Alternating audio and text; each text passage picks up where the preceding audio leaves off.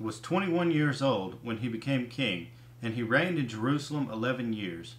His mother's name was Hamutal, daughter of Jeremiah. She was from Libnah. He did evil in the eyes of the Lord, just as Jehoiakim had done. It was because of the Lord's anger that all this happened to Jerusalem and Judah, and in the end he thrust them from his presence. Now Zedekiah rebelled against the king of Babylon. So in the 9th year of Zedekiah's reign, on the 10th day of the 10th month, Nebuchadnezzar, king of Babylon, marched against Jerusalem with his whole army. They camped outside the city and built siege works all around it.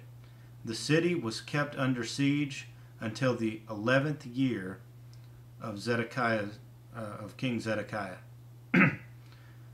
By the 9th day of the 4th month, the famine in the city had become so severe that there was no food for the people to eat. Then the city wall was broken through and the whole army fled. They left the city at night through the gate between the two walls near the king's garden. Though the Babylonians were surrounding the city, they fled toward the Arabah, but the Babylonian army pursued King Zedekiah and overtook him in the plains of Jericho. All his soldiers were separated from him and scattered, and he was captured. He was taken to the king of Babylon in Riblah, in the land of Hamath, where he pronounced sentence on him.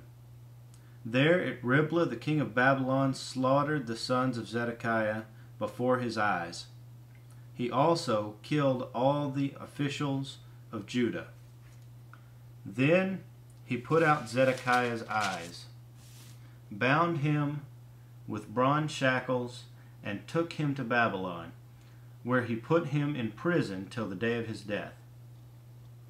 On the 10th day of the 5th month, in the 19th year of Nebuchadnezzar, king of Babylon, Nebuzaradan, commander of the imperial guard, who served the king of Babylon, came to Jerusalem.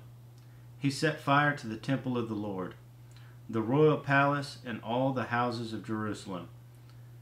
Every important building he burned down. The whole Babylonian army, under the commander of the imperial guard, broke down all the walls around Jerusalem. Nebuzaradan, the commander of the guard, carried into exile some of the poorest people and those who remained in the city, along with the rest of the craftsmen and those who had gone over to the king of Babylon. But Nebuzaradan left behind the rest of the poorest people of the land to work the vineyards and fields. The Babylonians broke up the bronze pillars, the movable stands, and the bronze sea that were at the temple of the Lord, and they carried all the bronze to Babylon. They also took away the pots, shovels, wick trimmers, sprinkling bowls, dishes, and all the bronze articles used in the temple service. The commander of the imperial guard took away the basins, censers, sprinkling bowls, pots, lampstands, dishes, and bowls used for drink offerings, all that were made of pure gold and silver, the bronze from the 2 pillars, the sea, and the 12 bronze bulls under it, and the movable stands, which King Solomon had made for the temple of the Lord, was more than could be weighed. Each of the pillars was 18 cubits high and 12 cubits in circumference. Each was 4 fingers thick and hollow. The bronze capital on top of the one pillar was 5 cubits high and was decorated with a network and pomegranates of bronze all around. The other pillar with its pomegranates was similar. There were 96 pomegranates on the sides. The total number of pomegranates around the surrounding network was 100. The commander of the guard took as prisoners Seraiah the chief priest, Zephaniah the priest next in rank, and the 3 doorkeepers.